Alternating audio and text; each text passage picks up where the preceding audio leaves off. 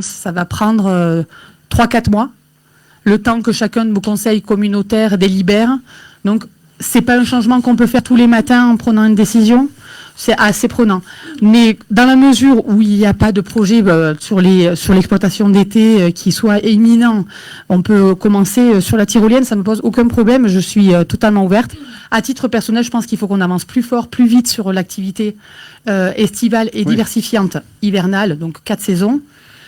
C'est mon choix, mais je pense que c'est le vôtre aussi. Les différents plans directeurs nous poussent dans ce sens. La Cour des comptes, je ne sais pas si vous avez lu un petit peu la presse du jour, mais nous pousse plus que dans ce sens. Ça devient une nécessité. Est-ce qu'il y a d'autres personnes qui veulent contribuer au débat? La parole est donnée à Mme Sophie Vaginet.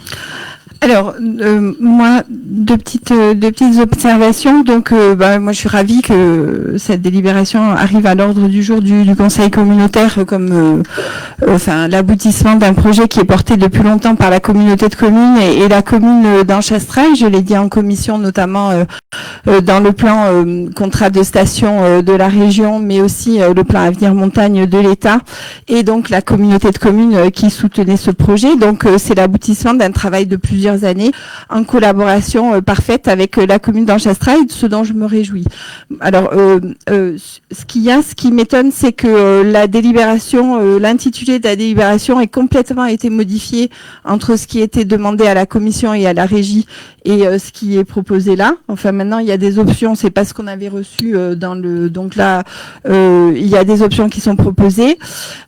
J'ai une autre remarque aussi, c'est que donc c'est bien que... Enfin, ça contribue au débat et ça nourrit la diversification 4 saisons de la vallée et des stations. Par contre, on peut se demander, on se pose beaucoup de questions pour la tyrolienne d'Isseuse, on s'en est posé beaucoup moins pour récupérer la luge d'Alos dans le Smel. Donc, c'est vrai qu'au niveau du contrôle de légalité, on peut se demander, voilà. Donc, moi, je m'interroge simplement, et ensuite élargir sur les propositions de transfert de compétences. Ça n'a pas du tout été discuté, et compte tenu des conséquences financières, notamment pour la communauté de communes, sur les frais de fonctionnement de la mise en œuvre d'un appareil de remontée mécanique. Moi, il me semble tout à fait déraisonnable d'aller sur l'option 2 et 3. Donc, la commune de Barcelonnette est favorable à l'option 1. Merci. Mesdames, Messieurs, fin de débat. Donc, je vous propose l'option 1, puisque la commune de Barcelonnette a, au titre des transferts de compétences, un veto de par la rédaction de la loi.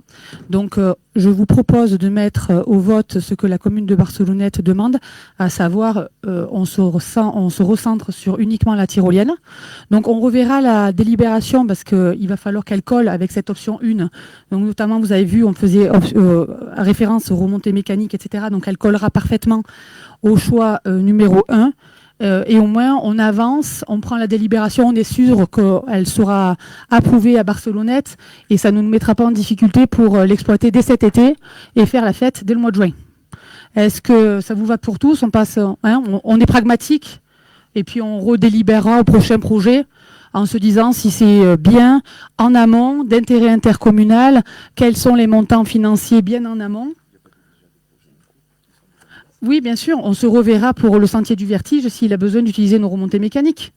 Mais le temps que le sentier du vertige donne lieu, on se verra en amont. On vous fera passer un prévisionnel pour une fois en amont et on vous fera part du montant financier que vous devez payer en amont. Ça nous changera. Et au moins, on avance dans ce sens-là. Moi, ça me permet, j'ai pas envie de mettre en danger un vote si Barcelonnette dit 1, dans la mesure où la loi est ainsi faite et qu'ils ont une capacité de veto, on fait 1. Ça nous rassure.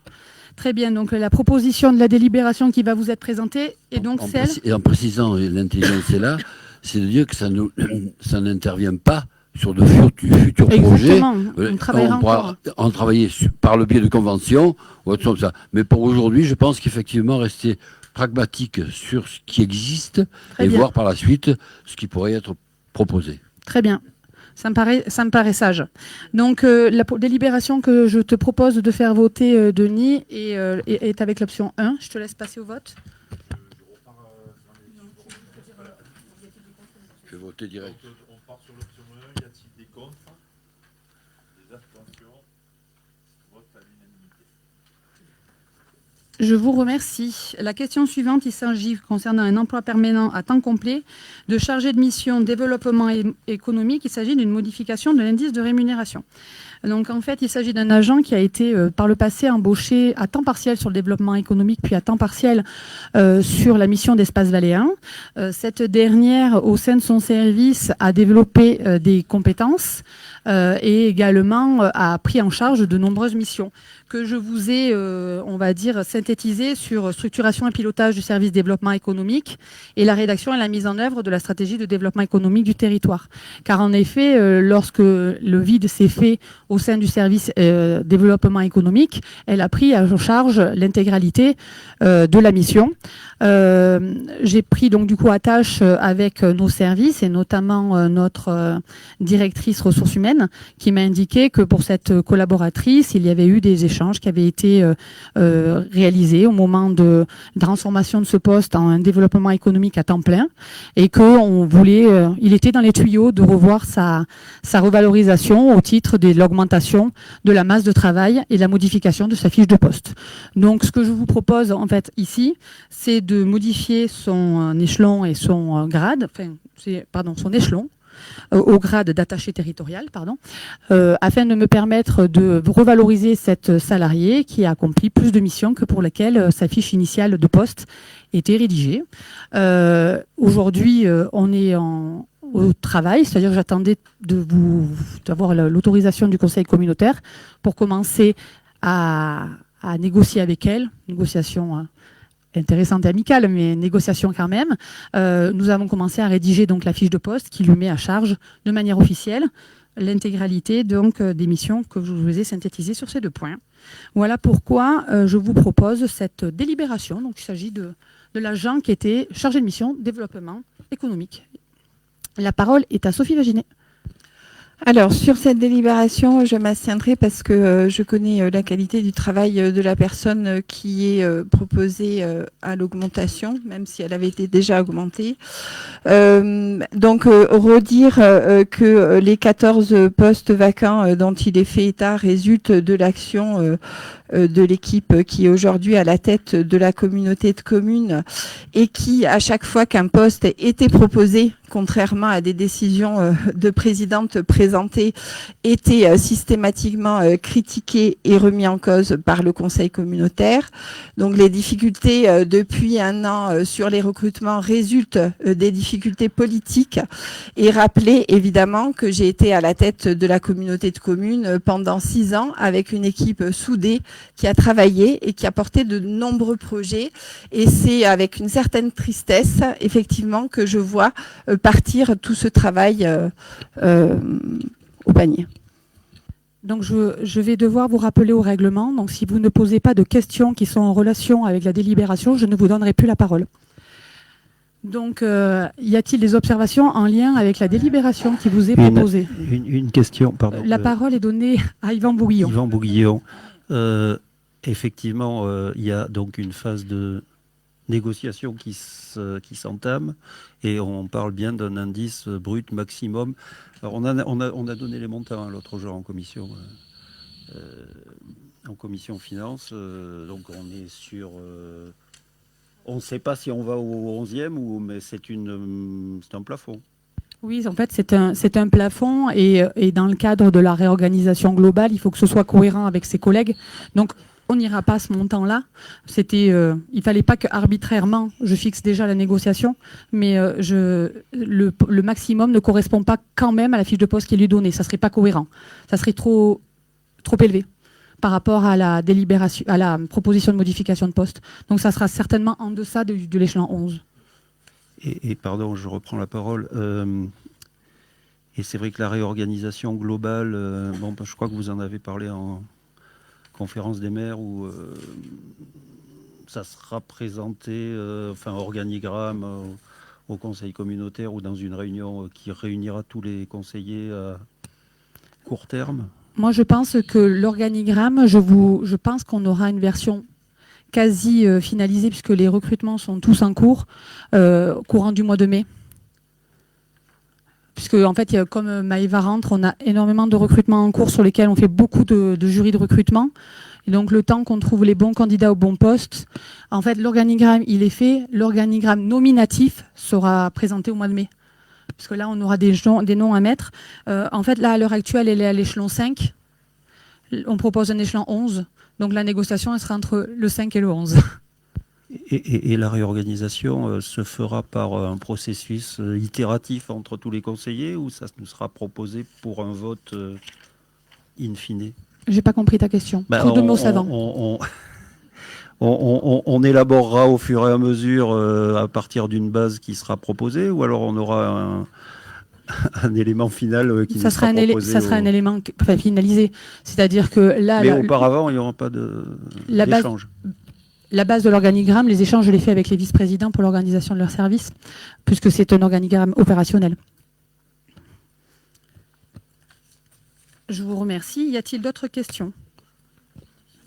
Donc, si nous n'avons pas question, et pour revenir sur l'objet de la délibération, qui était donc l'emploi permanent à temps complet de chargé de développement économique, y a-t-il des votes contre? Des abstentions? Une abstention, Madame Sophie Vaginet-Ricourt. Est-ce que vous avez un pouvoir, Madame Sophie Vaginet? Est-ce que vous votez également abstention pour votre pouvoir? Uniquement Madame Sophie Vaginet-Ricourt s'abstient. Je vous remercie. Donc le sujet suivant, il s'agit d'une délibération annuelle autorisant le recrutement d'agents contractuels sur des emplois non permanents pour faire face aux besoins liés à un accroissement saisonnier d'activité. Je vais céder la parole à Madame Ocroglic, s'il te plaît. Qui est d'ailleurs prise chaque année depuis plusieurs années. Hein. Et dans cette délibération, évidemment, il y a les emplois saisonniers et vous verrez que à chaque fois, comme depuis des années, hein, il y a toujours au maximum. C'est-à-dire que lorsqu'on annonce, par exemple, 3 emplois à temps complet dans le cadre d'adjoint territorial du patrimoine, relevant de la catégorie hiérarchique C, c'est au maximum 3 emplois. Ça veut dire que ce n'est pas obligé qu'on en embauche 3. Voilà, je tiens bien à le rappeler. C'est ce que l'on fait chaque année, d'ailleurs, sur ce type de délibération. Donc, cette délibération est identique à celle que l'on a chaque année, comme je l'ai déjà répété. Mais on a fait juste quelques petits ajustements sur les reapers, où on les a prorogés jusqu'au 8 septembre, étant donné qu'il y a le Moto Festival. Et ce Moto Festival, évidemment, génère énormément de déchets et à un moment donné, bien, il faut les ramasser et que ce soit sur Barcelonnette ou alors, par exemple, sur la Draxicar à Saint-Pons où il y a BMW. Donc, du coup, on a fait juste ces changements. Tout le reste est exactement pareil que d'habitude, mais je vais quand même vous les donner. Donc, tout d'abord, au maximum 3 emplois à temps complet dans le grade d'adjoint territorial du patrimoine relevant de la catégorie hiérarchique C pour exercer les fonctions d'agent d'accueil des musées du 18 juin au 23 septembre 2024. Au maximum 2 emplois à temps complet dans le grade d'adjoint territorial du patrimoine principal de 2e classe pour exercer les fonctions de guide des fortifications du 1er mai au 30 septembre 2024 et du 19 octobre au 3 novembre 2024. Au maximum 1 emploi à temps complet dans le grade d'adjoint territorial du patrimoine principal de 2e classe pour exercer les fonctions de guide culturel du 1er juin au 30 septembre 2024. Au maximum 3 emplois à temps complet dans le grade d'adjoint technique territorial principal de 2e classe relevant de la catégorie hiérarchique C pour exercer les fonctions de technicien des activités de pleine nature du 15 mai au 15 septembre 2024. Au maximum 1 emploi à temps complet dans le grade d'adjoint technique territorial principal de 1re classe relevant de la catégorie hiérarchique C pour exercer les fonctions de technicien des activités de pleine nature du 15 mai au 15 septembre 2024. Au maximum 2 emplois à temps complet dans le grade d'adjoint territorial du patrimoine relevant de la catégorie hiérarchique C pour exercer les fonctions d'agent de médiation autour du pastoralisme du 1er juillet au 31 août. Donc cette médiation, agent de médiation autour du pastoralisme, ça peut paraître un peu paradoxal qu'il soit donc grade d'adjoint territorial du patrimoine, mais c'est quand même du patrimoine au niveau du pastoralisme. au maximum 2 emplois à temps complet dans le grade d'adjoint technique territorial relevant de la catégorie hiérarchique C pour exercer les fonctions de Reaper du 1er juillet au 8 septembre 2024 inclus. Au maximum, 1 emploi à temps complet dans le grade d'adjoint technique territorial relevant de la catégorie hiérarchique C pour exercer les fonctions de mécanicien et Reaper du 3 juin au 31 août 2024. Au maximum, 2 emplois à temps complet dans le grade d'adjoint technique territorial relevant de la catégorie hiérarchique C pour exercer les fonctions d'agent polyvalent des services techniques du 17 juin au 6 septembre 2024.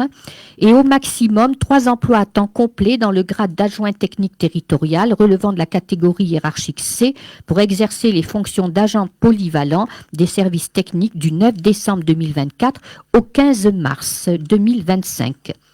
Est-ce qu'il y a des questions par rapport à cette délibération? Donc, s'il n'y a pas de questions, qui vote contre? Qui s'abstient? Donc, la délibération est votée à l'unanimité. Je te remercie. Je vous remercie. Le sujet suivant est l'approbation du montant prévisionnel des attributions de compensation.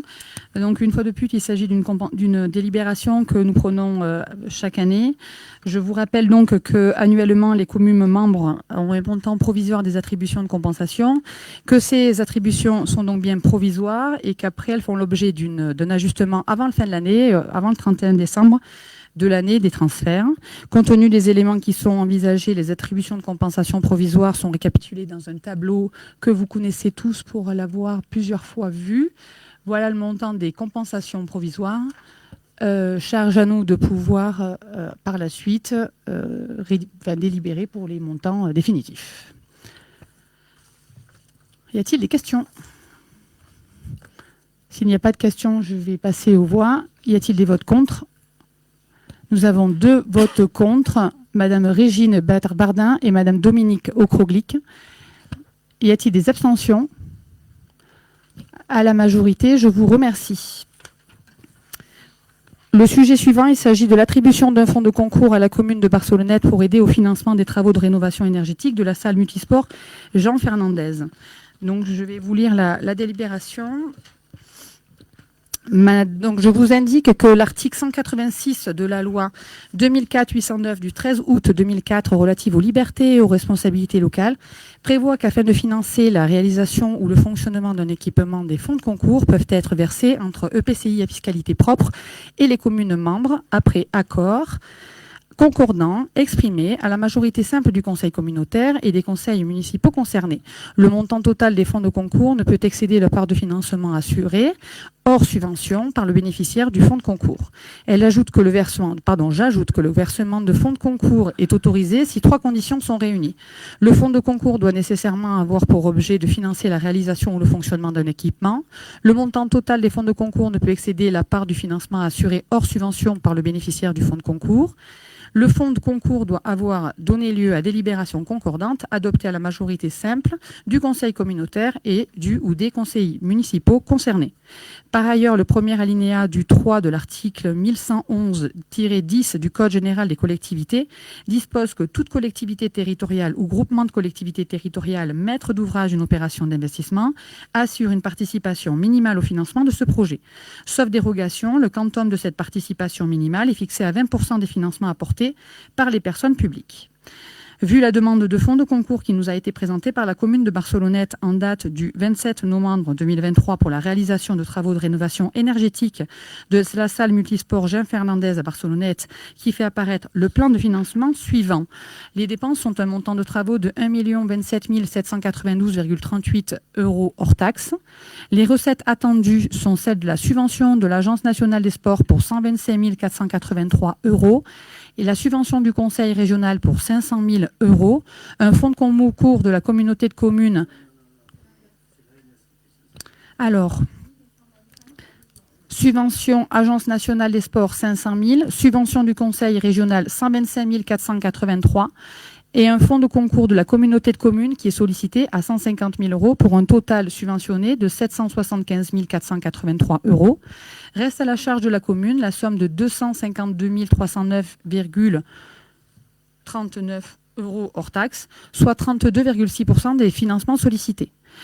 Donc, je vous indique sur ce considérant qu'il est nécessaire de qualifier cette salle omnisport comme un caractère unique pour la vallée de l'Ubaye et un équipement essentiel d'intérêt communautaire. Et donc, il vous est proposé la délibération pour attribuer le fonds de concours d'un montant de 150 000 € qui est destiné au financement de ce projet. Et comme je suppose qu'il va y avoir débat, qui veut prendre la parole en premier ? Pour la commune de Barcelonnette, Monsieur Yvan Bouillon a la parole. Merci Madame la Présidente. Je ne vais pas vous demander de modifier effectivement la délibération et en particulier les visas, mais c'est vrai que on a eu un petit échange sur la manière dont ça avait été présenté en commission finance à l'époque, et sous forme de camembert qui était effectivement indifférencié. Et c'est vrai que c'était probablement le PowerPoint qui présentait un camembert sur les opérations non individualisées. En revanche, au-delà de cette présentation, il se trouve que on a repris le compte-rendu de la commission. Donc on était le 27 mars 2023. Oui. Étaient présents Mesdames Ocroclic Dominique, Honoré Françoise, Vaginet, Ricourt Sophie, et Messieurs Bouguillon Yvan, Daniel Millon-Rousseau, Paluel Olivier et Pelux Jacques. Et il s'avère que quand on a parlé des opérations non individualisées, effectivement, section investissement, comme j'en avais, semble-t-il, quand même le souvenir à peu près exact, on avait parlé d'un montant de 378 655 € de subvention. Je vous lis le compte-rendu de la commission. 378 655 € de subvention d'équipement à la régie Ubaï-Ski, ça c'est la délibération annuelle pour l'équipement et fonctionnement. Et puis, deuxième alinéa, 150 000 € de fonds de concours à la commune de Barcelonnette pour la réfection totale de la salle omnisport. La présidente, donc Madame Sophie Vaginet-Ricourt, souligne l'augmentation de plus de 20% du coût de l'opération de réfection de la salle omnisport, qui a quand même, depuis le 27 mars, encore dérapé dans des proportions de quelques dizaines de milliers d'euros.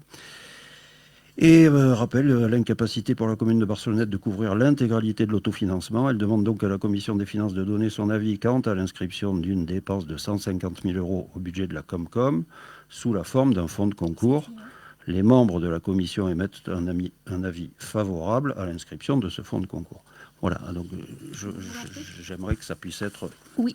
Alors, comme je vois que... Stop. Oui. Les débats sont organisés, vous ne commencez pas à prendre la parole et à vous investiguer les unes les autres. J'aimerais que ça puisse Merci. On continue, Yvan, c'était très bien. redit dans le compte-rendu de la présente séance. Voilà. Oui, Yvan, non, je te laisse terminer la parole, par besoin de Madame Vaginet, invective Madame Ocroclic, non, c'est pas possible. On prend la parole un après les autres et vous aurez tous le temps de discuter.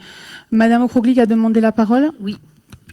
Donc, je voudrais dire que d'abord, lorsqu'il y a une commission finance, donne un avis. Cet avis n'est pas un vote, c'est-à-dire que tout avis qui est donné en commission finance doit être évidemment voté en conseil communautaire, ce qui n'a pas été le cas dans cette affaire-là. Ensuite, pour répondre simplement, non, puisque c'était indifférencié, tu l'as bien dit, Yvan, c'était très bien ta présentation, c'était l'exacte vérité. Je t'en remercie. Ensuite, en ce qui concerne justement, puisque Madame Vaginet croit pouvoir justement m'interpeller à ce sujet, je dirais bien que à un moment donné, lorsqu'on est en commission, on n'a pas non plus à être en permanence en guerre contre tout, étant donné que le vote se fait ensuite en conseil communautaire. Voilà pourquoi j'ai donné l'avis. Je le dis clairement, d'accord ? Cela ne justifiait pas qu'en conseil communautaire, j'aurais pu voter contre. Voilà pour la réponse que Madame Vaginet attend. Maintenant, en ce qui concerne cette affaire, ça pose problème. Pourquoi ça pose problème ? Parce qu'à partir du moment où on commence à donner un fonds de concours pour la salle omnisport de Barcelonnette, n'importe quelle autre mairie qui va avoir des travaux à faire sur un équipement qui est pour intercommunautaire. Moi, je prends un exemple. Moi, je vais avoir ma MAM, je vais avoir un dépassement. Je vais demander que un fonds de concours à la communauté de communes, parce que j'ai ce dépassement. J'ai le toit de l'église à revoir et on me dit qu'il va falloir que je mette un parapluie. C'est 250 000 € de plus. L'église est une église classée avec des fresques qui sont extraordinaires pour la région. Et évidemment, c'est aussi au niveau touristique, puisque notre vallée vit du tourisme. Et donc, je demande un fonds de concours à la communauté de communes pour 250 000 € pour pouvoir justement boucler mon budget. Et je le fais évidemment en amont. Non pas en aval, parce qu'il y a eu l'inflation qui est arrivée tout d'un coup. Voilà. Et je pense que je serai peut-être pas dans ce cas la seule personne ou la seule mairie à demander un fonds de concours. Donc, est-ce qu'on ouvre la boîte de Pandore ou pas? Là, la question pour moi est posée. Alors ensuite... En ce qui concerne la salle Omnisport, oui, effectivement, il y a le collège et le lycée qui y vont. D'ailleurs, c'est eux qui l'utilisent le plus souvent en semaine, pendant hors vacances scolaires. Il y a effectivement l'école de Barcelonnette qui y va. Je pense que l'école Saint-Joseph y va aussi. En ce qui concerne mon école, non, parce que c'est trop loin, on peut pas, puis on pourrait pas payer le quart. On ne s'y rend pas. Effectivement, il y a des clubs qui y vont. Les clubs sportifs, voilà, je le dis, mais il faut quand même, pour pouvoir y aller, avoir un créneau, il faut faire partie de l'OMS. Moi, j'en sais quelque chose parce que j'étais présidente du club de ski de Pralou. Voilà. Donc, je voudrais juste intervenir à ce niveau-là. Et puis, effectivement, il y a eu, d'après ce que disait Madame Vaginet, une augmentation due à l'inflation, à l'Ukraine, due au Covid. Et peut-être que vous pourriez demander un réajustement au département ou à la région, vu que il y a eu cette inflation. Ils seront peut-être aussi contents de statuer pour que vous puissiez couvrir 650 000 €. Voilà, je crois que j'ai fait à peu près le tour en ce qui me concerne. Je vous remercie. Y a-t-il d'autres observations? Monsieur Ortuno, la parole est à vous. Merci, madame. Alors, moi, je peux pas vous laisser dire ça. C'est pas possible. Vous n'avez pas de créneau à la salle multisport? C'est pas possible. Il faut pas faire partie de l'OMS pour avoir un créneau à la salle multisport. Tout le monde va à la salle multisport. Nous avons un bureau, nous avons des gens qui gèrent des plannings. Je voudrais vous rappeler quand même que 40 associations sont dans cette salle. L'OMS, c'est 1500 personnes. C'est 1500 personnes qui attendent là que la salle ouvre pour pratiquer leur sport. Les écoles, vous l'avez dit, le lycée, le collège. Quand il y a besoin de faire passer le bac aux élèves, on téléphone à la mairie, on dit voilà, il nous faudrait des créneaux pour faire passer le bac aux élèves. On a toujours répondu à toutes les sollicitations des gens qui pratiquent le sport. Donc, moi, je ne veux pas rentrer dans des querelles de clochers, mais je vous assure, ça commence à me... je vais rester correct, mais ça commence à me bassiner tout ça. On est pour, on est contre, on a le droit, mais il ne faut pas raconter n'importe quoi. Il faut dire les choses telles qu'elles sont. Cette salle, vous l'avez dit, Madame la Présidente, elle a une vocation intercommunale, point. C'est comme ça. Alors, que les gens l'utilisent, c'est parfait. Il faut que ça continue d'ailleurs. Il faut que ça continue. Il faut que tout le monde vienne faire du sport à la salle multisport.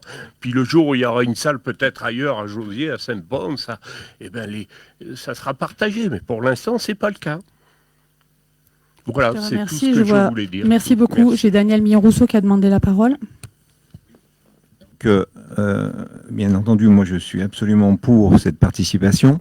Cette salle, elle fait partie d'un équipement qui donc est ouvert à toutes les personnes de la vallée, et donc les personnes de la vallée, je pense, l'utilisent abondamment. Et donc, je ne vois pas pourquoi on ne participerait pas. Barcelonnette assure seul le fonctionnement de cette salle, si je me trompe pas. Et donc, franchement, je pense même que là, on irait à l'injustice si on ne participait pas. Et puis d'autre part, il ne faut pas quand même faire peur en disant on ouvre la boîte de Pandore. Ça, c'est une belle... c'est vraiment pas juste, parce qu'on peut très bien décider pour un pour un équipement ou pour un autre équipement dire non. Il suffit de définir ce qui est intercommunal. Là, c'est vraiment une vocation intercommunale. Donc, franchement, si on ne vote pas ça, je pense que c'est une grosse injustice. Merci. Alors, Juste discipline. Hélène, la parole est à toi. Hélène Garcia-Richaud a la parole. Juste, Daniel, pour le fonctionnement qui concerne la salle Omnisport, la commune de Barcelonnette est bénéficiaire de la DGF bonifiée du Bourg-Centre, qui participe au financement du fonctionnement des salles. Alors, pas de prise de parole en dehors du micro, s'il vous plaît. Monsieur Tron, vous avez la parole. Moi, simplement, je veux revenir sur ce qu'a dit Daniel et à la limite, je rejoins, c'est-à-dire qu'on en discute. C'est-à-dire que la question est présentée ici, en conseil communautaire, avec une commune qui présente un projet, qui explique pourquoi ce projet est à vocation intercommunale, qui présente un plan de financement établi et qui appelle du coup la communauté de communes dans le montant qui est souhaité. Et il y a débat en conseil communautaire et en toute transparence. C'est absolument pas ce qui a été fait. Ça n'a jamais été abordé en conseil communautaire. Ça a été fait en commission. Il y a eu effectivement un compte rendu de commission et uniquement de commission, et on nous a présenté en conseil communautaire le camembert qui a été diffusé au dernier conseil, mais jamais il n'est apparu clairement, noir sur blanc, contribution de 150 000 € à destination donc de la mairie de Barcelonnette. Donc ça c'est le premier. Ça c'est le premier point. Le deuxième, donc je préviens tout le monde que à Ubaye-Serponçon, il y a le projet donc de réalisation d'une aire aqualudique à proximité de la base de loisirs qui sera du coup la seule de la vallée de l'Ubaye et unique. Je rappelle qu'il y a des navettes qui sont mises en place pour descendre l'ensemble donc des enfants de la vallée à fréquenter la base nautique et que donc, si cette délibération est votée, eh bien moi j'appellerai la communauté de communes dans les mêmes montants pour un équipement que je considère étant intercommunal, puisque c'est ce qui a été fait donc pour Barcelone, et encore j'ai au moins la correction de vous le dire en amont, alors que ce n'est pas ce qui a été fait, là ça nous tombe aujourd'hui. Oui, Madame Baginet-Ricourt a la parole. Alors, ça tombe, la conclusion sur ça tombe aujourd'hui, il fallait l'oser. Donc, évidemment que ça a été présenté en commission des finances, donc je suis ravie que ceux qui étaient présents et les communes qui étaient présentes, heureusement qu'il y a le compte-rendu et ça a été abordé, Madame Okroglic, comme vous le savez depuis le début d'ailleurs, en commission des finances. Ça a également été, alors si vous voulez, j'irai rechercher également les tableaux de présentation du budget, mais bon, je crois qu'on va arrêter là, sur la présentation de cette demande de financement. Après, il faut dire une chose, c'est que si vous êtes absent ou si vous lisez pas les comptes rendus des commissions telles qu'ils ont été envoyés aux élus, moi, après, vous ne pouvez pas dire que l'information n'a pas été délivrée et présentée en conseil communautaire. On l'a demandé depuis le 27 novembre. Ça arrive 2 mois après. Donc voilà, on en discute là.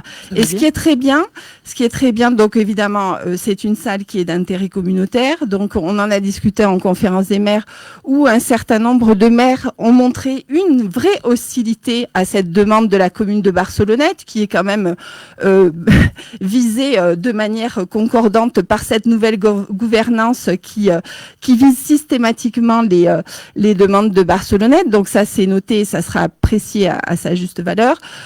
Par contre, ce qu'il est important de dire, c'est qu'en conférence des maires, moi, je souhaite que les maires s'expriment en conseil communautaire sur leur opposition à cette demande de financement, afin que les Barcelonnettes l'entendent. Donc, je rappelle que c'est évidemment une salle d'intérêt communautaire. 500 élèves de la cité scolaire y vont tous les jours de la semaine plus de 40 associations de la vallée. On a mesuré, ça représente à peu près 53% d'habitants de Barcelonnette, 53% d'habitants hors Barcelonnette, 47% hors Barcelonnette, ce qui prouve bien l'intérêt intercommunal de la structure, puisqu'il faut se justifier sans arrêt. Et donc, ça montre aussi la difficulté de Barcelonnette à demander de l'argent à la communauté de communes qui, systématiquement, quand il s'agit de Barcelonnette, montre une réticence en disant pourquoi Barcelo. Donc, on redemande cette demande de subvention. On la redemandera pour d'autres équipements d'intérêt communautaire que Barcelonnette porte. Quant à la DGF bonifiée, elle est largement insuffisante au niveau du fonctionnement. Si tu veux, Hélène, je te montrerai les comptes si ça t'intéresse. Et nous pouvons demander aussi une solidarité de fonctionnement sur ces investissements, sur ces équipements d'intérêt communautaire. Merci beaucoup. Tout ça pour conclure c'est la raison aussi pour laquelle Barcelonnette essaye de financer le plus possible sur son budget pour pas avoir à demander ce qui est normal en principe qu'elle l'est. Je rappelle que Barcelonnette apporte en fiscalité 25% de la fiscalité totale du budget annuel de la communauté de communes, que ces 25% de fiscalité ne retournent pas à Barcelonnette et sont dirigés vers les autres communes de la vallée qui en profitent très largement au titre de la solidarité communautaire, ce qui est normal puisque Barcelonnette ne s'est jamais opposé à un projet d'une autre commune. Mais par contre, les Barcelonnettes constateront que l'inverse n'est pas le cas. Voilà, je vous remercie Madame la Présidente. Oui. La parole est donnée à Sandra Reynaud. Alors, j'ai 2 prises de parole. Après, je conclurai.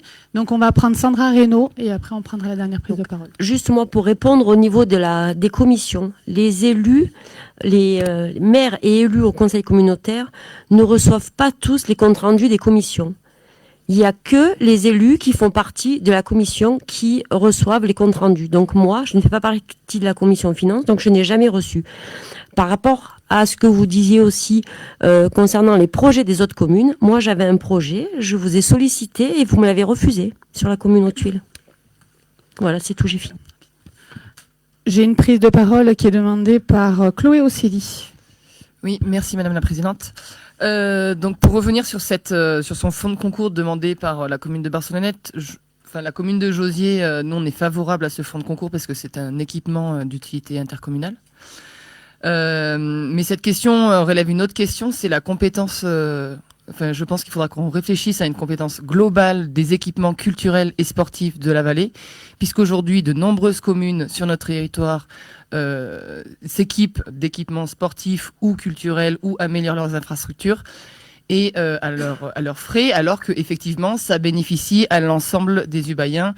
Et donc c'est quelque chose, je pense que dans l'avenir, il faudra qu'on réfléchisse à comment on gère ces infrastructures. Je te remercie Chloé. Alors j'ai beaucoup entendu de choses. On va prendre part au vote après, mais je voulais faire juste un petit point. En effet, nous avons déjà réuni la conférence des maires sur ce sujet. Et en effet, j'ai pu noter que la majorité des maires ne seraient pas favorables à ce sujet. Et je trouvais qu'il était pas tout à fait correct de prendre une décision en conférence des maires parce que je voulais qu'on pondère le poids de la prise de décision du nombre d'habitants que représente Barcelonnette et qui sont représentés ici avec plus de membres de Barcelonnette que simplement la voix de son maire.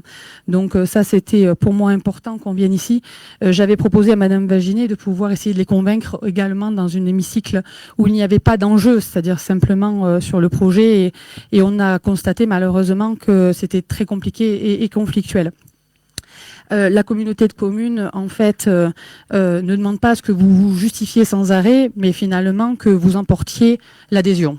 C'était mon objectif dans la conférence des maires, pour que vous emportiez l'adhésion sur ce dossier. Et je regrette en fait que vous, avant même le vote, vous preniez pour conclusion que les gens qui sont autour de la table vont voter contre et sont contre vous. C'est dommage de prendre un parti pris initial comme ça, parce que vous créez de la tension. C'est dommage. Et du coup, moi, face à cette tension, je vais Je ne vais pas prendre le risque qu'individuellement, les gens qui sont présents autour de la table se retrouvent pour cible, parce que j'ai entendu plusieurs fois, hein, les Barcelonnettes jugeront, les Barcelonnettes verront. Bon, ben, vous supposerez. Donc, moi, à titre personnel, je vais voir si nous avons le tiers des personnes qui sont d'accord avec moi. Je vous propose un vote à bulletin secret. Donc, y a-t-il des personnes qui sont favorables au vote à bulletin secret? 3, 4, 5, 6, 7, 8, 9. Donc, plus d'un tiers est favorable au vote à bulletin secret, nous allons le faire organiser par les services pour pouvoir le faire. Pendant que les services s'organisent, s'il vous plaît, vous organisez ça. Donc, les mots qui sont indiqués seront donc la délibération et l'attribution du fonds de concours. Je veux juste vous demander de garder votre calme et pas vous invectiver comme ça. Ça ne sert à rien et il n'y a pas d'intérêt à le faire. Donc, du coup, le vote sera sur la délibération. Êtes-vous favorable à l'attribution d'un fonds de concours à la commune de Barcelonnette? Si vous répondez oui, vous avez des papiers oui, non ou pas? Ok. Donc, oui, favorable à l'attribution, non défavorable à l'attribution.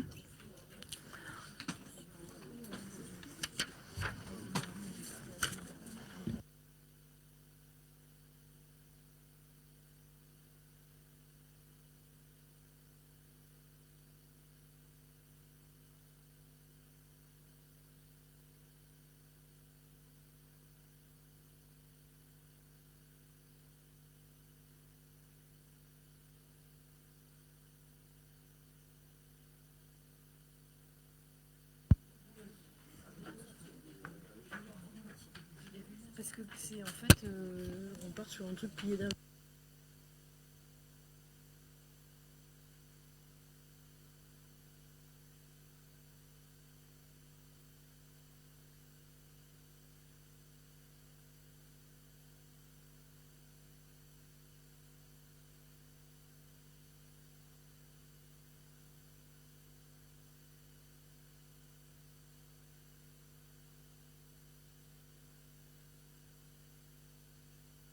Comme d'habitude, j'ai besoin de 2 assesseurs, 2 scrutateurs. J'ai besoin de...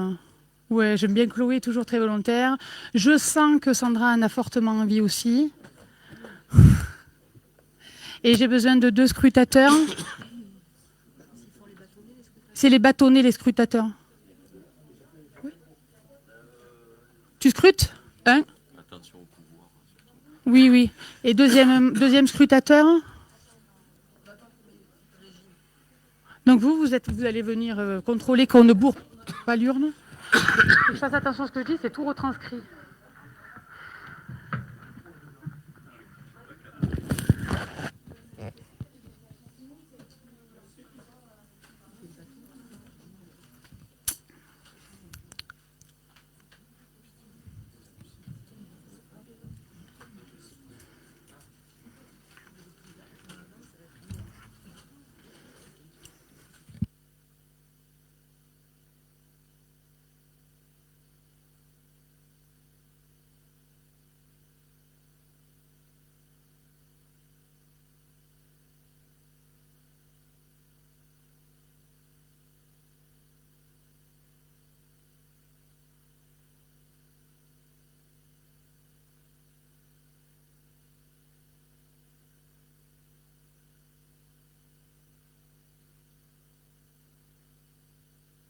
Alors pour les services, et juste pour vérifier, est-ce que Monsieur Barneau Christophe, vous avez bien eu 2 enveloppes?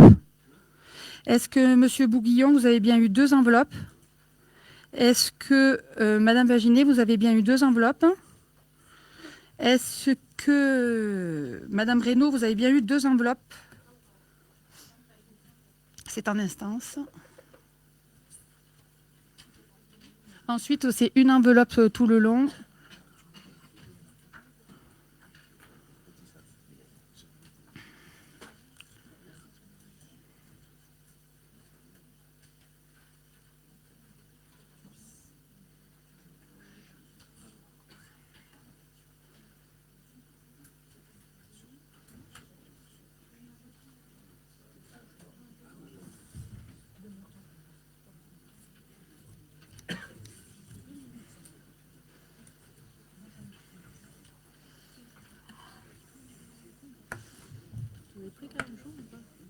Tu as eu un entretien avec Karine Jou?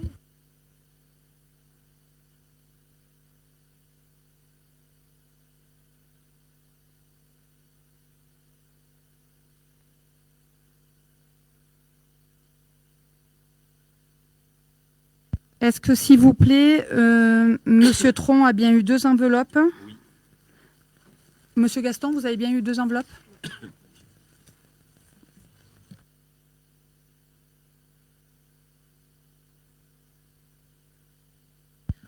On va commencer pendant que les services terminent. La première personne, je voudrais que ce soit Barnaud Christophe pour lui et son pouvoir pour Madame Bancillo-Boé.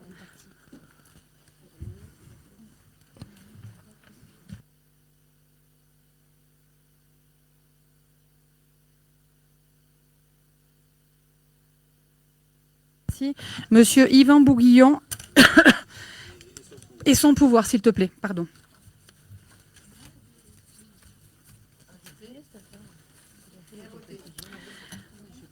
Est-ce que, s'il vous plaît, Madame Wendy Matera peut se déplacer?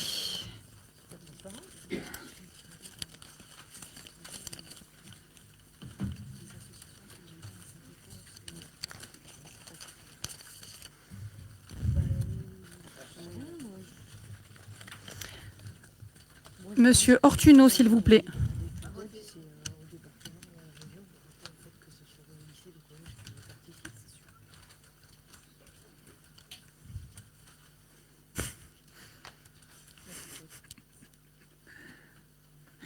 Madame Vaginet et son pouvoir pour Madame Florence Almandi.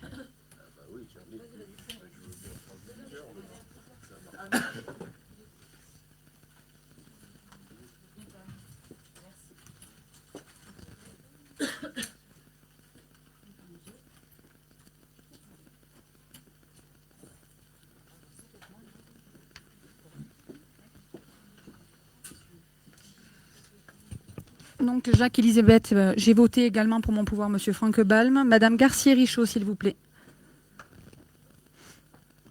Ensuite, Monsieur Fortoul-Jacques.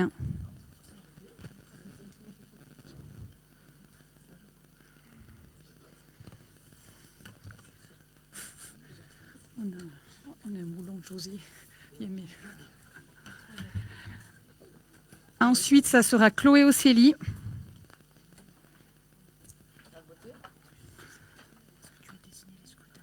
Oui. Peloux Jacques. Ensuite, j'ai Pinatel Agnès.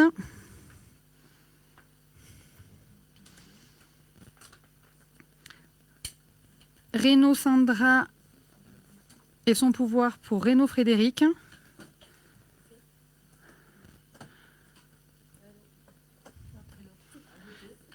Une fois et 2 fois. Monsieur Millon-Rousseau, s'il vous plaît. Madame Bardin-Régine. Madame Ocroglic-Dominique. Monsieur Jean-Michel Tron et son pouvoir pour Monsieur Isoard Bernard. Monsieur Capel-Denis. Et Monsieur Gaston Arnaud et son pouvoir pour Chantal Donneau. J'ai besoin donc du coup de 2... Pardon, Jacques Martin, excuse-moi. Oui, pardon, excuse-moi. Du coup, comme c'était rayé, j'ai sauté la truc.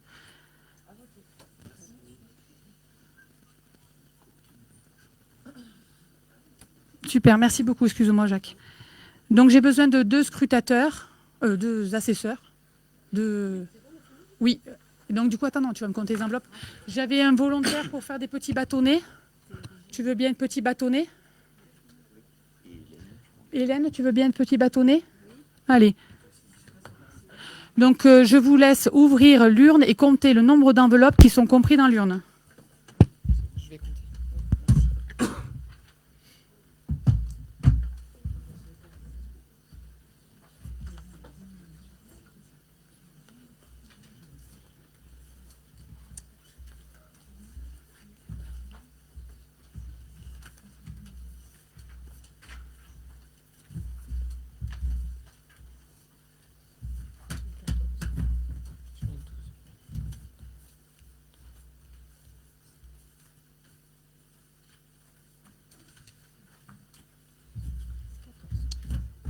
Nous avons bien 26 enveloppes. Donc 26 enveloppes, et donc je vous laisse procéder à l'ouverture et à énoncer à voix haute le résultat. Pour. Pour. Pour. Pour.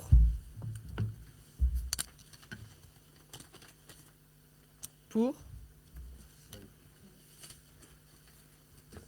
Pour. Pour. Contre. Contre. Contre. Pour. Pour. Pour. Contre. Contre. Pour. Contre.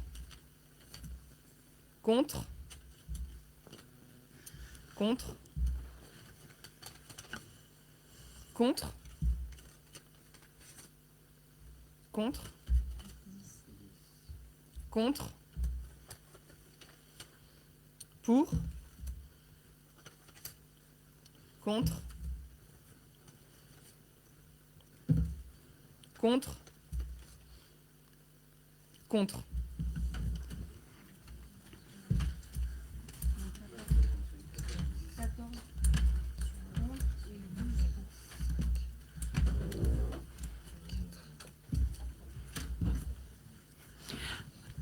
Donc au compte, nous avons 14 contre et 12 pour.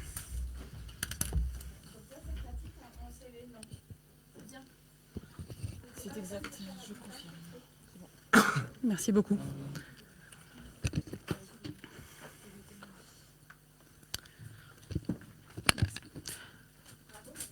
Pour les besoins de la retranscription, il est nécessaire de noter que quitte la salle donc Monsieur Ortuno, Monsieur Bernot, Madame Vaginet et Monsieur Bouillon-Évian.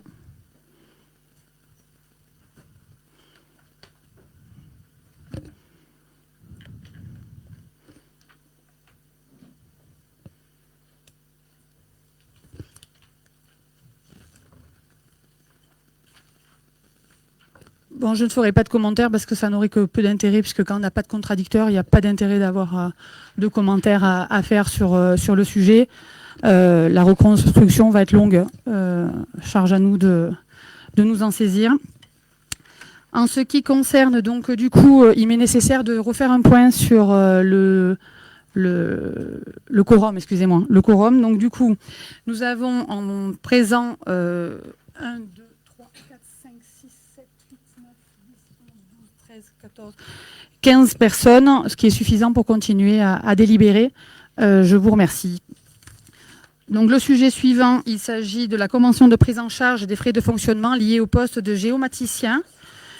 Je confie la lecture de ce sujet à Agnès. Allez, Agnès, à toi. Donc il s'agit effectivement de la reconduction de la convention pour le poste de géomaticienne occupé par Laetitia Girard. Donc une première délibération qui avait été prise en 2021, 28 septembre 2021, relative à la convention prise en charge des frais de fonctionnement liés au poste de cette géomaticienne.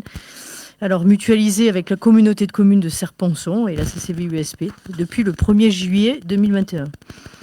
Cette convention est arrivée à terme au 31/12/2023. Donc la proposition est de renouveler donc cette convention et donc de continuer à loger, à héberger gracieusement la géomaticienne dans les locaux à la Bréole sur la période d'1 an reconductible. Et de considérer que la proposition de la communauté de communes de Serponçon continuer à assumer l'avance des autres frais de fonctionnement de ce poste mutualisé, fourniture administrative, ordinateur, téléphone, abonnement et toute autre dépense liée à la réalisation de ces missions, qui en refacturera une part à la CCVUSP. La répartition se fait à 50% pour tous ces frais. Voilà. Des questions? Alors vous connaissez cette répartition de postes, fort utile sur la mission géomaticienne. Ça nous sert au quotidien pour les communes. Il s'agit d'un historique du pays sud qui a survécu et qui est fort utile, je pense, pour les communes. À titre d'information, nous continuons à travailler sur le sujet et on espère pouvoir intégrer notamment une mission concernant les énergies renouvelables et que vous puissiez voir les zones d'exposition, avec l'exposition sur vos communes, pour éventuellement proposer des projets d'énergie renouvelable. Tout à fait. Donc, en fait, on proposera prochainement la cartographie du cadastre solaire sur le système d'information géographique. Voilà. Dans le cadre de la loi d'accélération, qu'il va falloir qu'on reprenne, parce que là, on a suspendu nos travaux et c'est pas une bonne chose. Il va falloir qu'on rattaque sur le sujet. Bien, s'il n'y a pas de questions, on passe au vote. Qui est contre? Qui s'abstient? Adopté. Je vous remercie. La question suivante, il s'agit du travaux de construction de la nouvelle steppe d'épuration à Riocar sur la commune de Méolan et un avenant numéro 1 au marché de maîtrise d'œuvre. La parole est à Jean-Michel Tron. Alors effectivement, donc c'est un sujet qu'on a tous en tête puisqu'au précédent conseil nous avions délibéré donc pour l'attribution donc du marché de construction. C'est d'ailleurs des travaux qui vont commencer très prochainement puisqu'on évoque le 15 mars. Donc c'est un vieux sujet, la reconstruction de la steppe de Louris-au-Clar. Simplement, comme il y a eu donc une réévaluation par rapport donc au coût prévisionnel qui était de 1 million d'euros et puis que finalement donc l'opération, vous vous en souvenez, du coût global est estimé aujourd'hui à 1 560 000, donc montant qui a déjà été délibéré. Le sujet aujourd'hui, ça concerne la maîtrise d'œuvre, puisque effectivement, c'était le bureau Hydrétudes qui avait été choisi pour la suivi de chantier, la maîtrise d'œuvre donc de toute l'opération pour un montant donc de 49 365 €. Et au regard donc de l'évolution du coût global du projet, eh bien, il convient donc de conduire cet avenant au marché de maîtrise d'œuvre avec un coût supplémentaire de 9 873 €, donc soit 20% du montant initial, donc prévu dans les différents avenants. Donc aujourd'hui, le montant qui est proposé, donc toujours avec la société Hydrétudes, c'est un montant de 59 238 €. Donc voilà, 9 873 € supplémentaires par rapport à ce qui avait été prévu initialement. C'est l'objet de cet avenant numéro 1. Est-ce qu'il y a des questions ? S'il n'y a pas de questions, je le mets aux voix. Y a-t-il des abstentions, des votes contre? Merci. Je te remercie. Le sujet suivant, c'est la demande de financement relative à l'étude pour le cadrage de la compétence GEMAPI sur le territoire de la communauté de communes. Tu le sais autant que moi, donc je te laisse la parole, Jean-Michel. Peut-être expliquer pour les personnes qui ne sont pas à la conférence des maires la genèse de cette demande.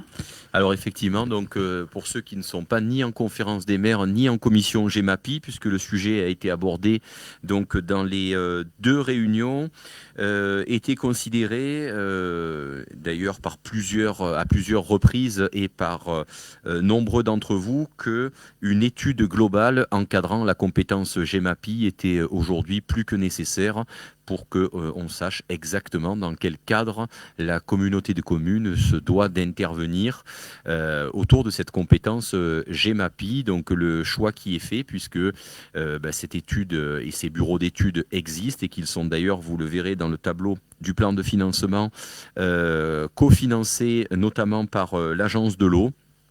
eh bien, il vous est proposé de voter ce plan de financement et cette demande de subvention auprès de l'Agence de l'eau pour que la Comcom conduise une étude de cadrage autour de la compétence GEMAPI pour qu'on sache finalement enfin les cours d'eau qui sont concernés dans le cadre de la compétence, ce que ça engage et on aura au travers de cet éclaircissement et de ce cadrage de la compétence, eh bien, un état des lieux relativement précis et une évaluation budgétaire de ce que représente finalement l'engagement financier de la GEMAPI pour la communauté de communes, outil qui nous sera très utile quand on devra discuter, on en a parlé la dernière fois, avec notamment les territoires aval dans le cadre d'un montant de travaux à engager sur les années à venir.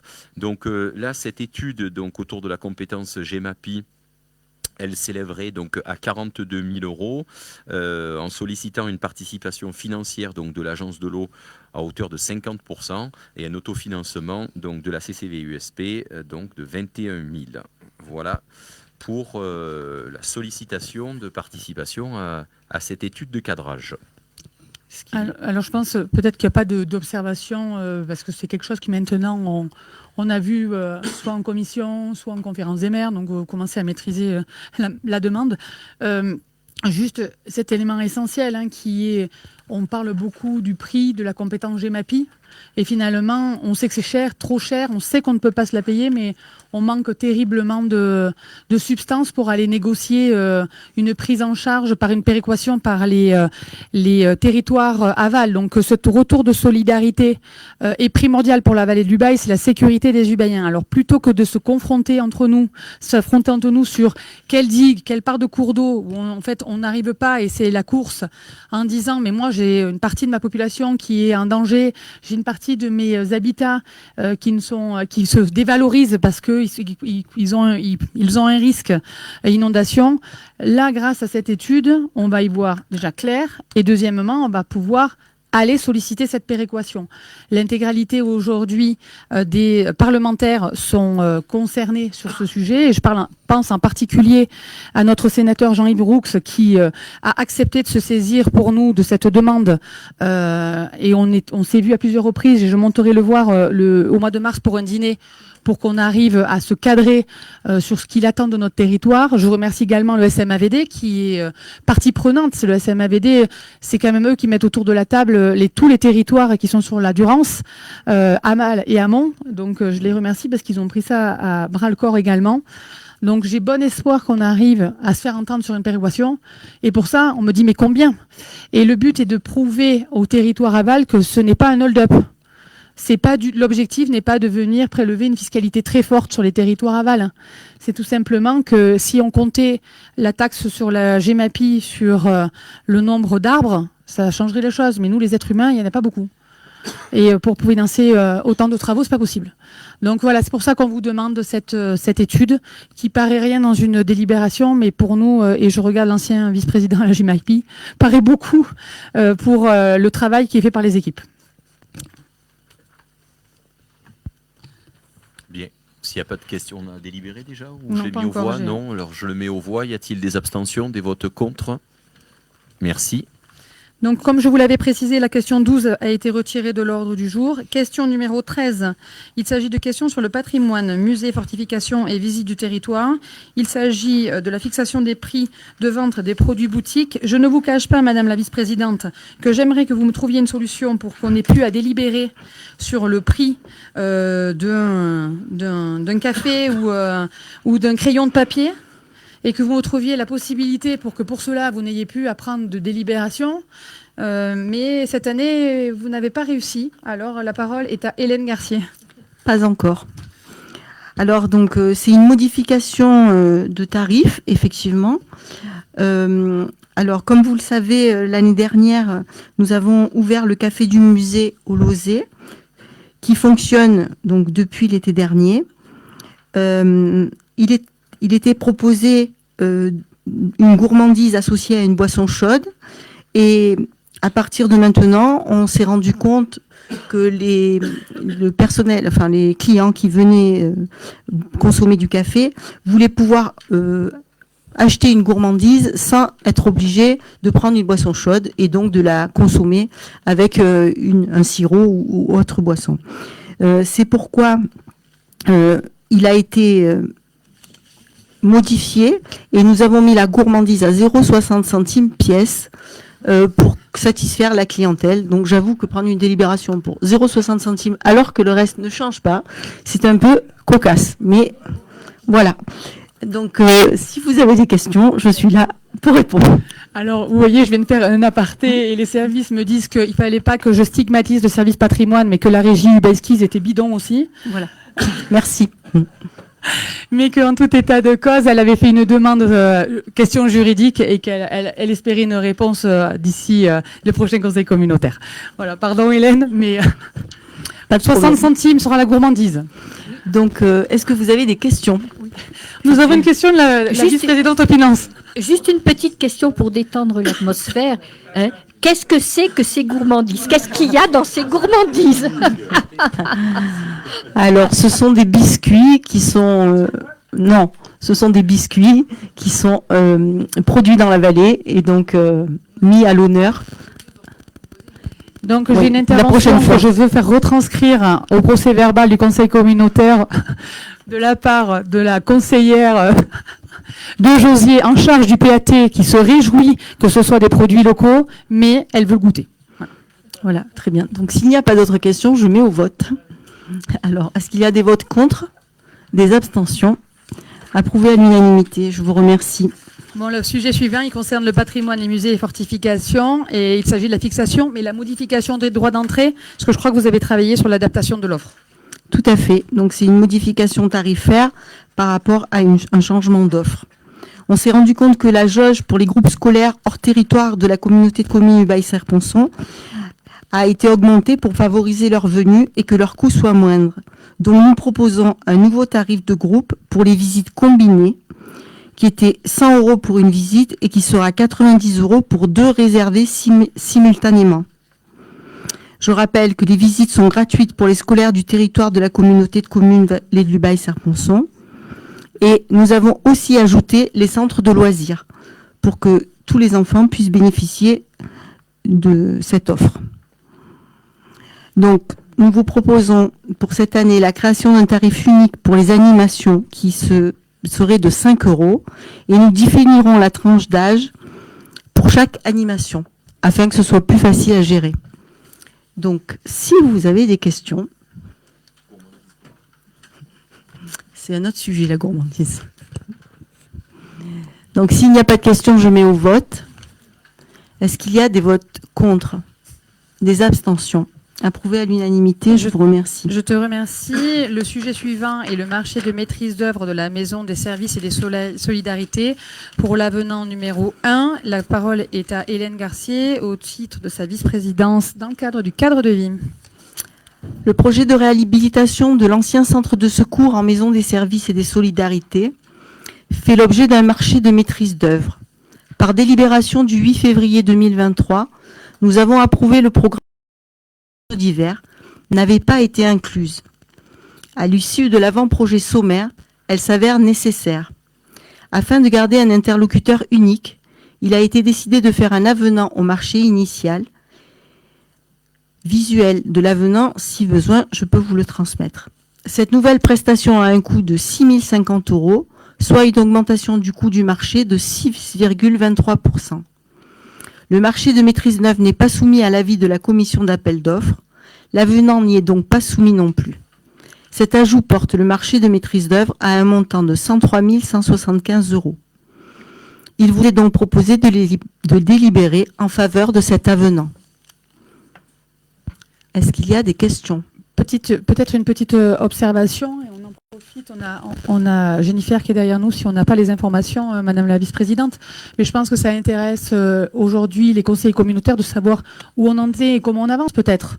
Un petit point d'étape sur où on en est et quelle est la date cible qui a été donnée aux différents intervenants, services inclus. Alors, il est prévu une fin de travaux une ouverture pour juin 2025. Donc, les architectes continuent de travailler sur les différentes propositions. Ils nous ont fait des retours. Donc, ça, c'est fixe. Et maintenant, on doit finaliser le projet pour pouvoir commencer pour pouvoir commencer les travaux. Donc là, on est en dépôt de permis. Il est nécessaire aujourd'hui que l'on travaille avec la voirie de Barcelonnette qui prévoit de passer devant la Maison France Service une piste cyclable. Donc on a encore quelques petits arbitrages sur la voirie, sur ce sujet-là, parce qu'on aimerait que la piste cyclable qui passe devant la maison, la future maison des solidarités soit intégrée au projet. Donc on a encore quelques petits arbitrages sur le sujet qui doivent donner lieu. Là, on va déposer les permis. On a intégré à cette mission-là, du coup, les VRD qui n'étaient pas initialement inclus dans le projet que les élus nous ont transmis. Donc on l'a inclus parce qu'on considère que la partie voirie, réseau et également espace vert est primordiale. Et d'ailleurs, l'espace vert est un petit casse-tête pour votre pleine connaissance. Je pense qu'on peut le dire. On intègre également la nécessité pour les voitures de service de pouvoir être électriques, par exemple. C'est peut-être des détails qu'on n'avait pas imaginés auparavant. Donc là, il est ficelé et on espère bien un dépôt de permis assez rapide pour purger tous les recours éventuels. Les riverains et les voisins ont été entendus, vus pour les problèmes de covisibilité ou utilisation de murs communs. Nous avons intégré quelques petits travaux d'étage nécessaires, notamment sur des... je vous donne un peu en vrac, mais notamment sur des douches qu'il fallait reprendre, puisque les descentes, il fallait les reprendre en totalité. Enfin, donc il y a eu petit ajustement, mais là on est en période permis. Donc on est content. Ça a vraiment bien avancé. Tu peux passer au vote ? Voilà. Donc je mets au vote. Est-ce qu'il y a des votes contre ? Des abstentions ? Approuvé à l'unanimité, je vous remercie. Le sujet suivant, il s'agit de la convention de partenariat 2024 entre la communauté de communes et l'association L, que vous connaissez tous, association intermédiaire de la Ligue de l'enseignement. La parole est donnée à la vice-présidente aux finances. Approche ton micro, s'il te plaît, pour la retranscription. Excusez-moi. Donc, en ce qui concerne cette association, vous savez que chaque année, il y a un certain nombre d'heures qui sont donc payées par la CCVUSP et qui sont données aux communes. Chaque commune obtient donc 55 heures qu'elles peuvent utiliser et donc en fonction des besoins qu'elles ont, elles peuvent faire appel à cette association pour avoir de la main-d'œuvre qui pour elles, bien sûr, est gratuite. Donc, cette convention est donc reproduite pour l'année 2024. Je pense que c'est quand même très utile pour les communes puisque beaucoup de communes l'utilisent. On a fait un petit bilan et on s'est aperçu que certaines communes n'ont pas utilisé toutes leurs heures ou alors quasiment pas ou pas du tout. Et donc, je propose quand même que pour 2024, eh bien, les heures en 2024 qui ne seront pas utilisées, ce serait bien que les communes appellent la communauté de communes et les mettent à disposition des communes qui en ont besoin. C'est dommage de ne pas utiliser la totalité donc de ces 715 heures. Voilà. En ce qui concerne les heures qui n'ont pas été utilisées en 2023, on avait pensé pouvoir les mettre sur 2024, c'est-à-dire les rajouter à ces 715 heures, mais ça paraît un petit peu compliqué de mettre ça en œuvre. Donc, tant pis, c'est dommage, mais elles seront perdues. Par contre, à partir de 2024, nous allons procéder autrement pour être sûr qu'on utilise bien ces 715 heures. Voilà, je pense que c'est bien que toutes les communes sont d'accord avec ça. Je ne pense pas qu'il y ait de communes qui sont contre l'utilisation donc de ces heures et contre la convention donc avec l'association L. Voilà.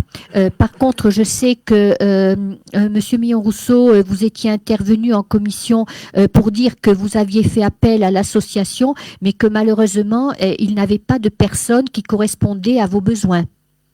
Voilà. Bon, j'espère que évidemment, ce n'est qu'à la marge, ce problème-là n'est qu'à la marge, et que pour 2024, toutes les communes seront satisfaites avec donc cette convention. Voilà ce que j'avais à dire. Merci Dominique. Donc, je vais juste rajouter qu'au-delà d'être intéressant pour les communes, nous sommes dans une démarche d'insertion. Donc, même si à la marge, parfois ça ne fonctionne pas, ça fait partie aussi de la responsabilité que l'on a en tant qu'établissement communauté de communes ou bien commune, de faire aussi une place au sein de nos effectifs à tout type de public, y compris à des publics en insertion et qui sont aujourd'hui en insertion via le travail et par le travail. Donc, c'est aussi ne pas oublier, parce que là, sur la délibération, on parle souvent de l'intérêt que ça porte aux communes, mais avant tout, on est bien sur une démarche d'insertion et c'est assez intéressant.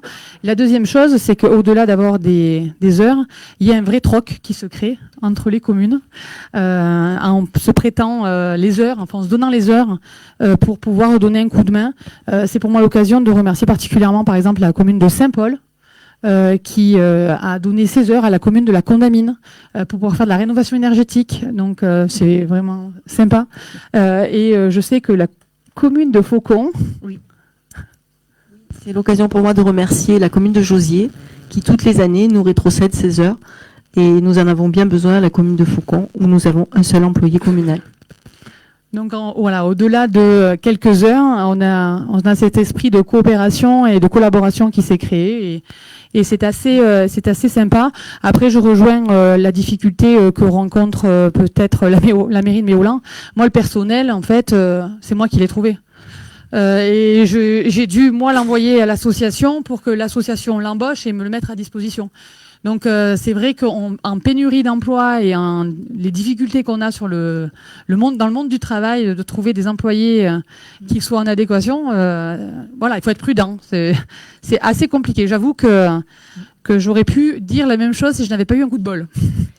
Voilà, donc ça c'est sur le sujet. Si tu veux mettre au voix. Oui, bien sûr. Donc je voudrais dire, d'abord je vais donner un peu les montants quand même. Donc l'association intermédiaire, elle, sollicite une aide de 15 830,10 euros. 10 euros, vous voyez le 10, hein, important, qui correspond à 715 heures, hein, avec un taux de 22,14 euros, taux horaire, donc pour les 13 communes regroupées en son sein, et 1 300 euros de frais divers. Donc, qui est contre cette convention? Qui s'abstient? Donc, cette convention est votée à l'unanimité. Je vous remercie. Merci. Excusez-moi. Pardon, excusez-moi, nous avons une intervention de Chloé Océlie. Merci. Je voulais faire juste une petite remarque concernant l'organisation, notamment des commissions. C'est qu'aujourd'hui, sont à l'ordre du jour des points qui ont été vus en commission, et notamment dans celle dont je participe, jeunesse et services au public. Et mercredi dernier, je m'étais excusée, mais je n'ai pas reçu les comptes rendus. Et donc, si c'est possible, pour les fois d'après, si on peut avoir les comptes rendus avant les conseils communautaires pour qu'on puisse...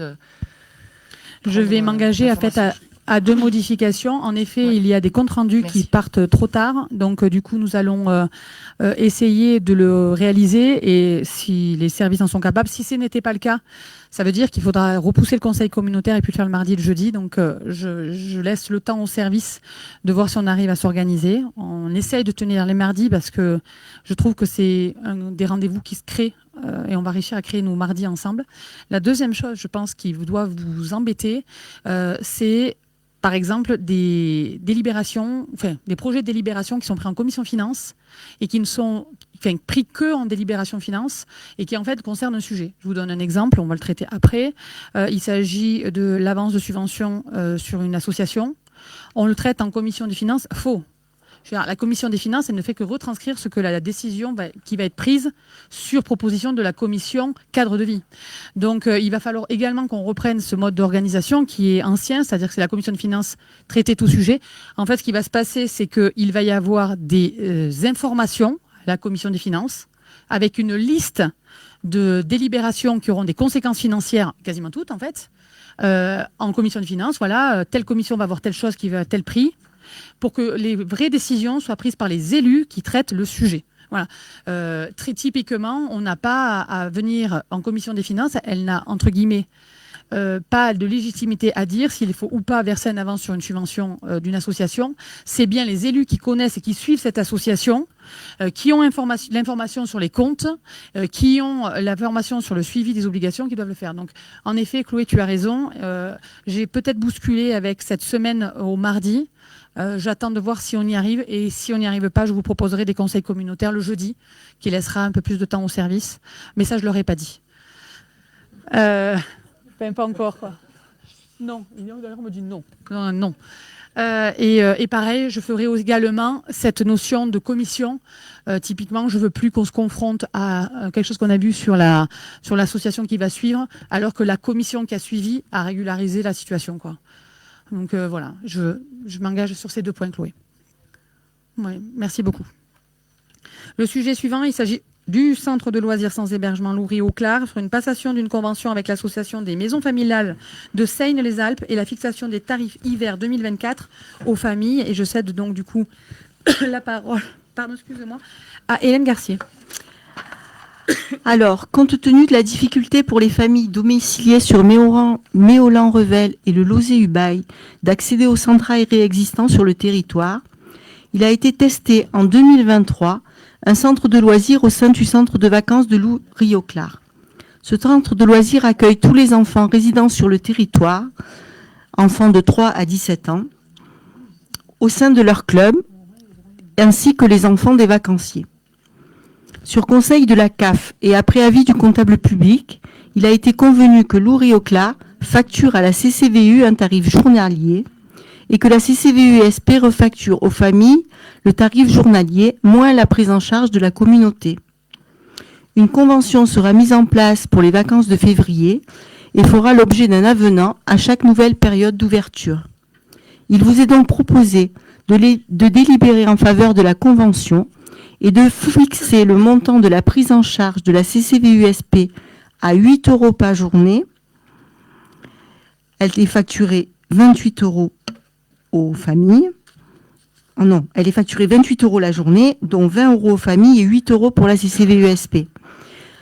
4 € en cas de demi-journée, donc il reste 12 € à la charge des familles.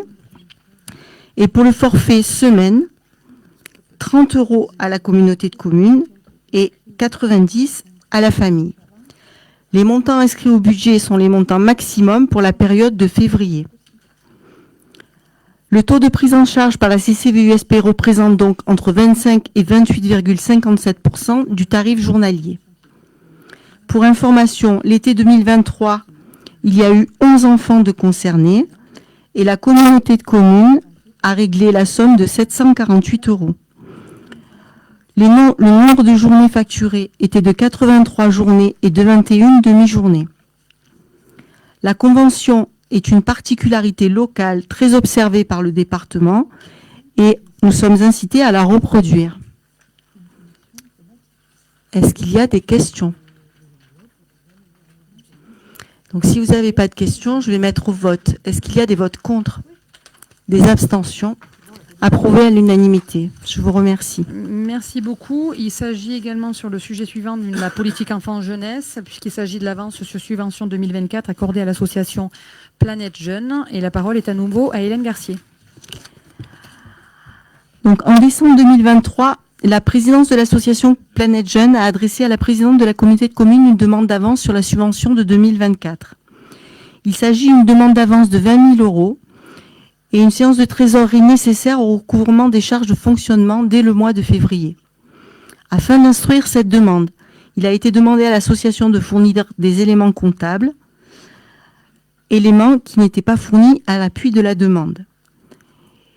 Il en sera de même pour toute demande d'avance à venir, quelle que soit la structure qui en fera la demande.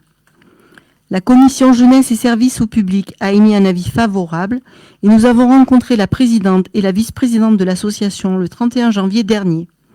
Il vous est donc proposé d'autoriser le versement de cette avance à l'association Planète Jeune. La rencontre avec l'association avait pour but d'ouvrir le dialogue, de mieux connaître l'association, son fonctionnement, son projet associatif et de s'assurer que l'association ne soit pas fragilisée. Une avance de subvention pourrait engendrer un manque en fin d'exercice. Donc, est-ce que vous avez des questions? S'il n'y a pas de questions, juste saluer le travail qui a été fait par les services sur la rapidité d'action pour pouvoir passer cette délibération, parce que ça mettait en difficulté l'association, et ils ont été hyper réactifs pour pouvoir avoir un avis favorable de la commission, et je remercie particulièrement Jennifer sur cette action qui nous a permis de pouvoir répondre ce soir, si vous en êtes d'accord. Donc, je vais le mettre au vote. Est-ce qu'il y a des votes contre, des abstentions? Approuvé à l'unanimité. Je vous remercie. Merci Hélène. Le sujet suivant, c'est le programme de maintenance des sentiers de randonnée inscrits au PDIPR. Il s'agit d'une demande de subvention auprès du département. La parole est à Denis Capel. Donc cette subvention annuelle est à la hauteur de 30 000 € hors taxe, en sachant qu'il y a une subvention du département qui est de 50%, c'est-à-dire 15 000 €, et un autofinancement de la CCV-USP de 15 000 €. Voilà. Est-ce qu'il y a des questions? Des votes contre? On a juste, la commission a travaillé sur le plan de maintenance des sentiers, et il est proposé à chaque fois en commission un programme des travaux. Et donc, si vous souhaitez en prendre connaissance, nous avons les plans et les détails de ce qui est envisagé sur chacune de vos communes. Donc, n'hésitez pas à revenir vers les services. Notamment, il s'agit de différentes zones sur des localisations, notamment de clôture ou autres. Donc, n'hésitez pas à revenir vers nous, puisque on ne vous le présente pas de visu, mais... Je ne pense pas qu'on ait prévu de le projeter. Mais c'était, voilà, vous les avez eus dans la place à les télécharger. Parce que généralement, on vous interroge en commune. Particulièrement, c'était la remise en place de toutes les barrières qui font la transubayenne, qui sont vraiment défectueuses, et ça devient même très dangereux. Et voilà, vous avez les plans si vous avez besoin, au cas où. Au cas où elles étaient téléchargeables. Voilà. Pardon, Denis. Il n'y a pas de souci. Donc, des votes contre, des abstentions. Vote à l'unanimité. Merci beaucoup Denis, garde la main. Travaux, remise en état des aires d'embarquement d'eau vive. Site inscrit au PTSI, donc le plan départemental espace et sites itinéraires. Demande de subvention encore au département. Encore au département. C'est suite aux crues. C'est des travaux qui avaient été réalisés l'année dernière déjà, quasiment pour une somme équivalente. Et là, il n'y a plus rien. Donc on redemande pour remettre en route et remettre en place un petit peu ces berges qui concerne surtout les sports d'eau vive. Donc une somme qui est de l'ordre de 15 000 €. Je sais que Jacques a trouvé ça peu onéreux, mais on a suivi les devis, peu onéreux, ouais. Mais on a suivi les devis en fait, et c'est ce qui ressort. Donc on devrait s'en sortir comme ça. Et de la même façon que tout à l'heure, donc une demande de subvention est demandée au département de l'ordre de 50%, c'est-à-dire 7 500 € et 7 500 € en autofinancement de la CCV-USP. Même sujet, vous avez le programme d'intervention qui vous est présenté téléchargeable sur le dossier, que ce soit sur l'aire du Mourin, la Longe-Fessol, le Four à chaud, la Roche-Courbe, la Gimette ou les Étuiles. Des questions? Nous avons une intervention de Daniel Millon-Rousseau. Donc il y a une aire d'embarquement qui n'est plus accessible sur la commune. Donc il faudrait, à mon avis, qu'on ait une réunion sur place avec les usagers de la rivière pour qu'on puisse trouver une solution. Voilà. Je crois que c'est celle qui est l'embarquement de Roche-Courbe, en fait. Là, Daniel, pardon, tu parles du sentier qui est plus existant, en fait. Oui, c'est ça. Il est plus existant. C'est ça. Donc c'est un dossier qui on peut trouver des solutions, mais enfin, moi j'aimerais qu'on ait pour que les professionnels puissent s'exprimer, parce que c'est quand même eux qui vont nous dire comment on peut faire, quoi.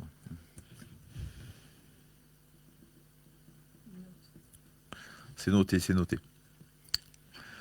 Des votes contre, des abstentions, vote à l'unanimité. Merci.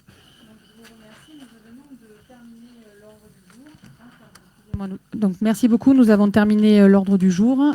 Je n'ai pas de questions diverses à vous aborder, si ce n'est qu'en nouveau des remerciements. Donc, comme vous le savez, nous avons accueilli pour les vœux un public différent composé de socioprofessionnels, associations intervenants au sein de la vallée de l'Ubaye et élus afin de créer une dynamique autour de ce souhait de bons vœux. Je remercie donc particulièrement les communes qui se sont investies et qui ont prêté le Barnum, pupitre, estrade, également tringle pour pouvoir poser les différentes manteaux, etc. Donc merci beaucoup à vous, parce qu'avec 4 bouts de ficelle, nous avons pu créer une belle dynamique. Donc merci beaucoup pour votre intervention et à travers ces remerciements, ceux de vos services techniques. Il était fort agréable pour moi de voir les services techniques de 3-4 communes et ceux de la communauté de communes travailler ensemble. Et ça fait plaisir. Voilà, ça faisait plaisir. Donc finalement, du plus bel effet grâce à la coopération intercommunale. Donc c'était pour moi l'occasion de vous remercier publiquement, messieurs, mesdames.